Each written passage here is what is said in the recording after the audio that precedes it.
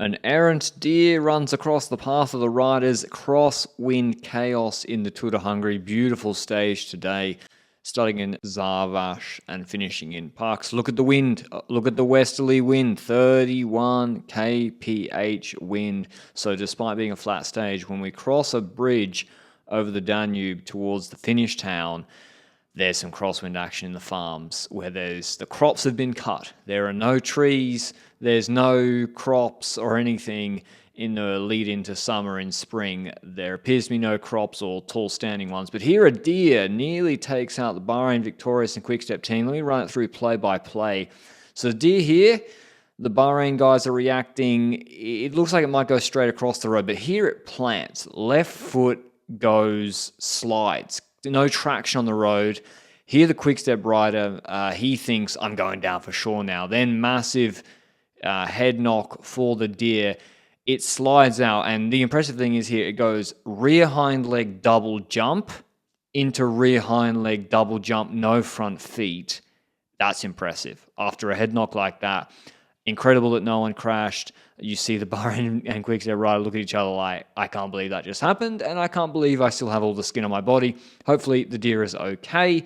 We had a bigger breakaway today, so there weren't as many bonies available to Benoit Cosnefroy today. Quickstep were controlling for Tim Merlier, but he's only got 5 race days. Now, he's won 3 of them, but he's only had 5 race days. So what's his real level like in a harder race?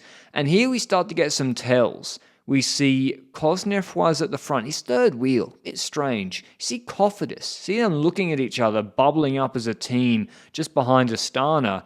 And then we have this bridge across the Danube, and we see Tim Merlier's deeper. I think that's him in the leader's yellow jersey, quite deep in the peloton, not certain. And Jayco right at the back. So the whole Jayco team's at the back.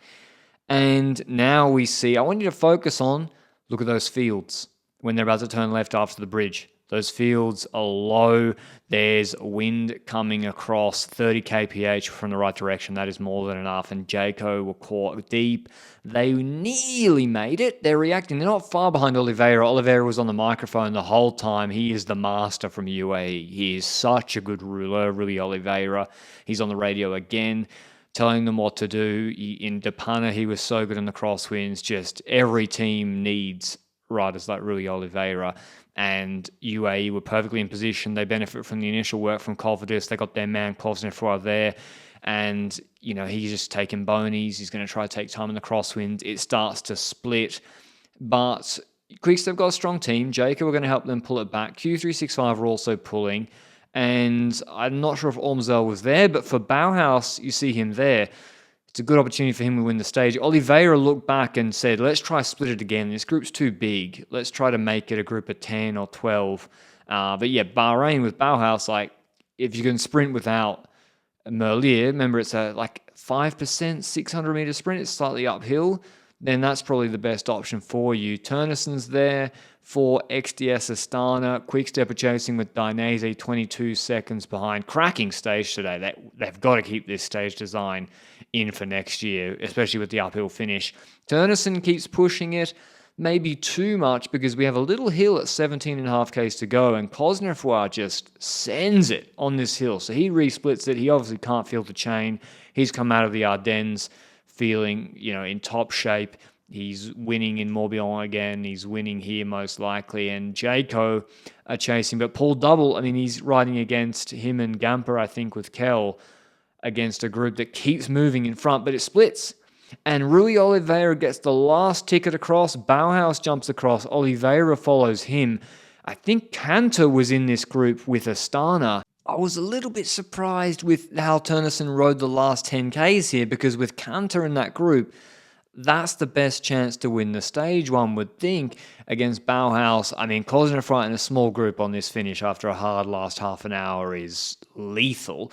That second group gets caught. So the peloton's caught there. Merlier's back in the game, but can they then catch the front group? I thought yes. Polty Lad says, no thank you, Rui, I'm not pulling through anymore. Q365 guys are keeping on pulling, but I thought Turnison was going to sit on, and he had been a little bit, because He's got Canter behind, play that card. Bauhaus continues, Cosnefroy goes again, but then Turnison attacks here. It's a good attack, sneak attack. He goes just when the Q365 guy's tired. Bauhaus flicks the elbow, he doesn't want to pull.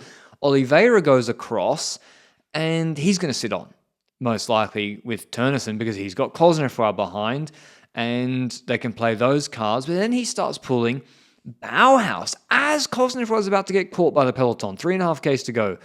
Bauhaus sends it across to that group. Cosnefroy actually lets him go because he gambles perfectly. He says, well, now Rui will sit on. You and Turnison can work, and Oliveira can beat you in the finish.